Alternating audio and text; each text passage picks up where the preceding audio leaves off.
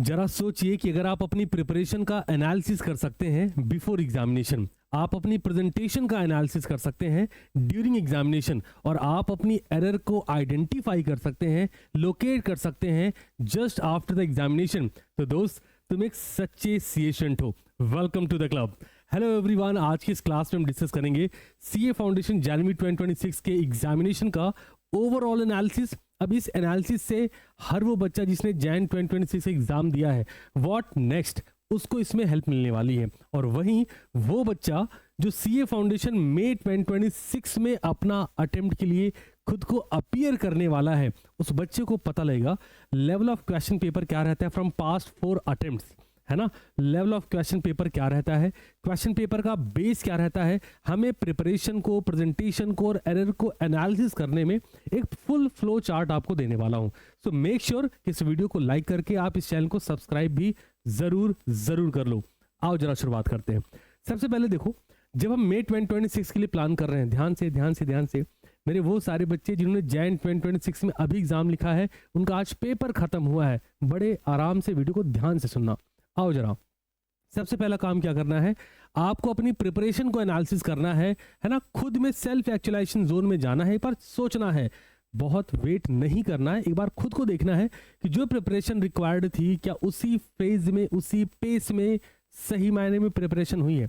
Sir कहना क्या चाहते हो, समझाता हूं।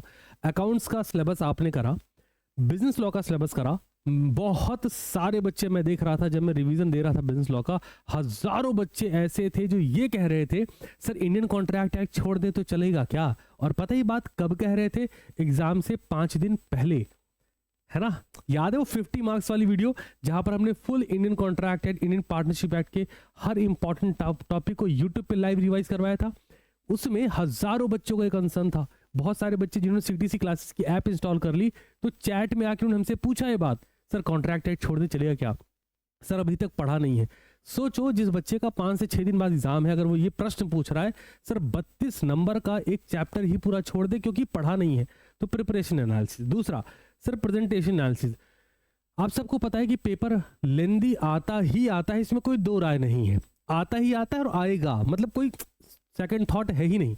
तो प्रेजेंटेशन क्या, जो 3 घंटे का टाइम रिक्वायर्ड था उसमें अकाउंट्स और बिजनेस लॉ में स्पेशली, हम उस 3 घंटे में फुल मार्क्स का पेपर अटेम्प्ट कर पाए क्या। और अगर नहीं कर पाए तो बात बेसिक है, समझ जाइए, अगर आपने लॉ में 30 नंबर का पेपर अटेम्प्ट नहीं करा तो मार्किंग 70 के अंडर में होगी, है ना।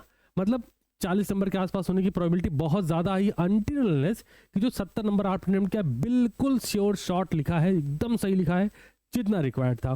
तीसरे नंबर पे स्टेज ऑफ एरर, अपनी एरर कौन सी स्टेज की एक बार चेक करो। स्टेज 1 है कि जब प्रिपरेशन शुरू करी तभी इतना लेट चालू करा कि चीजें नहीं हुई।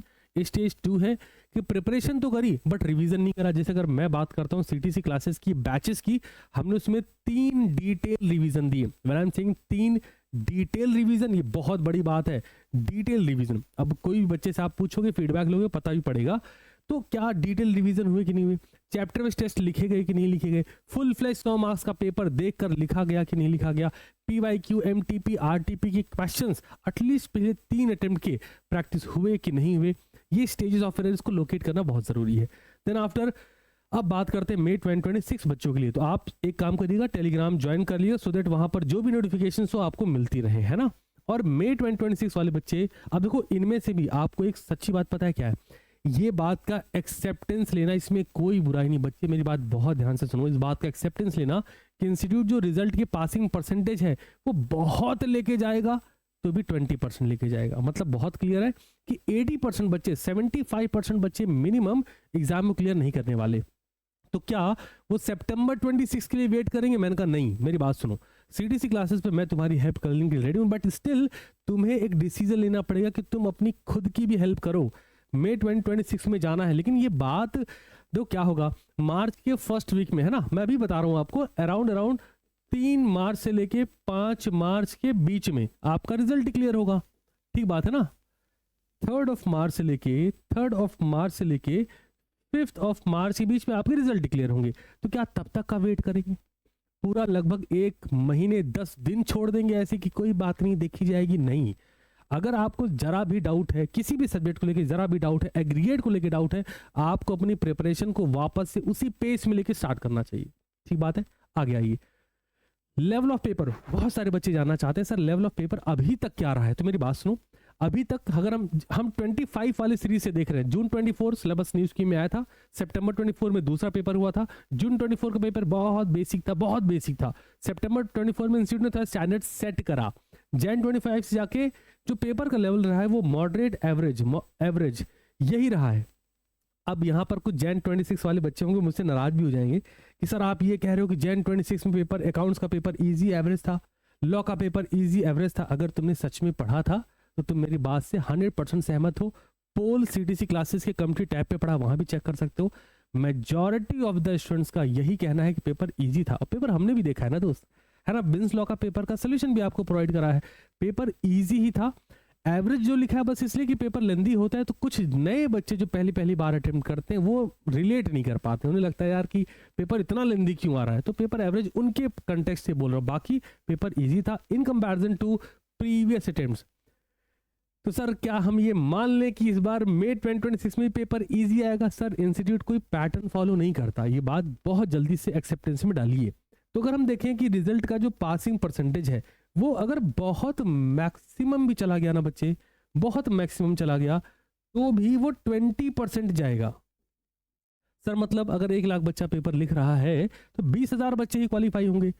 अब 80,000 बच्चे जो बाकी बच रहे हैं उसमें से 50,000 बच्चे तो कह सकते हैं जेन्युइन है, जो मेहनत कर रहे थे, बट वो वैसा करंट होता है ना, मेहनत करी छोटी, मेहनत करी छोटी, मेहनत करी छोटी, ये होता है ना। बहुत सारे बच्चे ऐसे होते हैं। तो मैं उन सबसे कहना चाह रहा हूँ थोड़े डिसिप्लिन में रह के एफर्ट लगाएंगे तो आप अपना रिजल्ट अपने फेवर में जरूर ला पाएंगे। तो यार एक बार ध्यान से देखना, बिजनेस लॉ का पेपर जैन 25 में मॉडरेट रहा, मई में मॉडरेट रहा, सितंबर में एवरेज आया, मई में पेपर स्टैंडर्ड का आया था, है ना। अब जैन 26 में पेपर वापस से इजी कह सकते हैं आ गया था।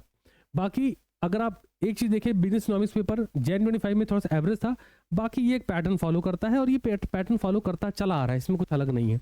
आगे भी एवरेज रहेगा या इजी रहेगा, बहुत ज्यादा नहीं है। सारा गेम जो है वो यहाँ है, ठीक है, यहाँ है। तो आपको क्या करना है, आपको आपकी जो प्रेजेंटेशन पेपर में रही है आपसे बेहतर उसे कोई नहीं जानता, उसको एनालिसिस करो, आराम से एक दिन का समय लो, पूरा बैठ के सुकून के साथ, है ना। क्यों मैं ऐसा बोल रहा हूँ, मैं रीजन बता देता हूँ उसका।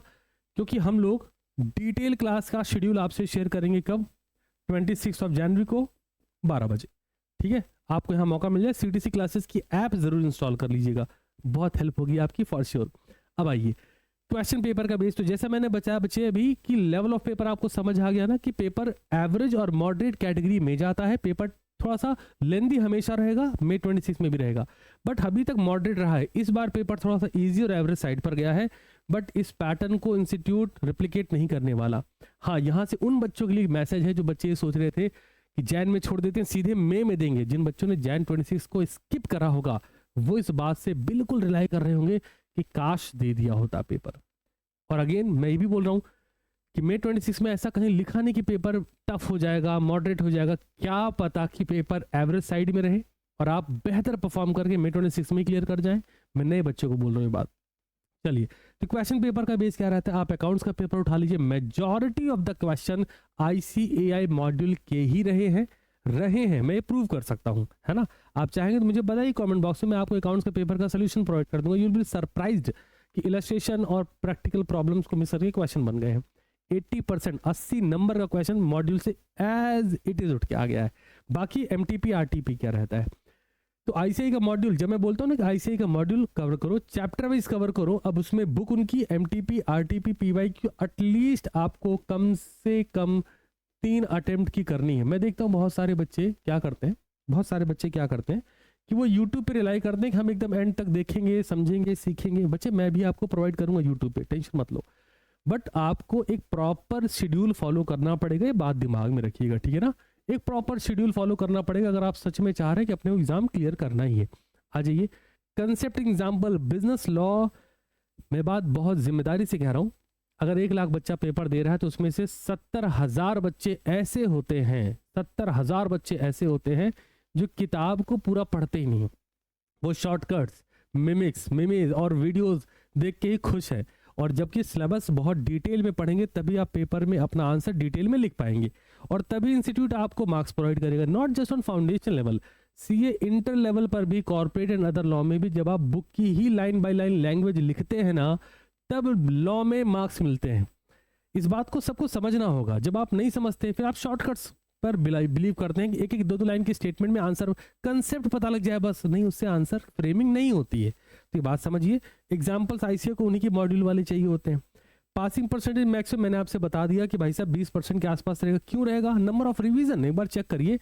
पहली बात तो सिलेबस पूरा पढ़ा कि नहीं पढ़ा, अगर सिलेबस पढ़ा तो कितने रिवीजन लिए। जैसे मैंने बताया कि बैच में हमने अराउंड 3 डिटेल रिवीजन दिए, है ना।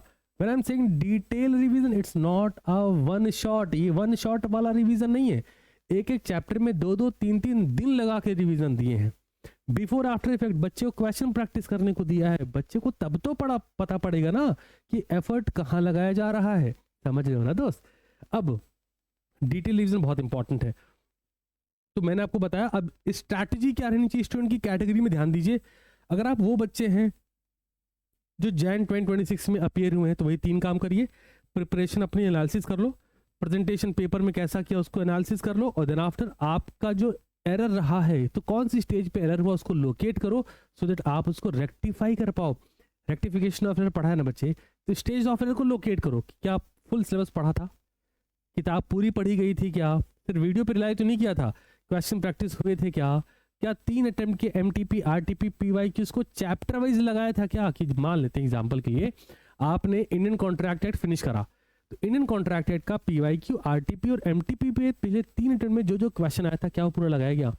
मान लेते हैं आपने अकाउंटेंसी से छोटा सा नन्हा सा प्यारा सा चैप्टर बैंक रिकंसिलिएशन स्टेटमेंट पढ़ के फिनिश करा, तो 3 अटेम्प्ट में जो बीआरएस के क्वेश्चन आए थे, एमटीपी में जो बीआरएस के क्वेश्चन आए थे, आरटीपी में जो बीआरएस के क्वेश्चन आए थे, क्या उनको just after finishing your chapter आपने उसको सॉल्व किया। एग्जाम तक का वेट तो नहीं किया कि एग्जाम आएगा तब हम मॉक टेस्ट पेपर लगाएंगे, ऐसा नहीं होता।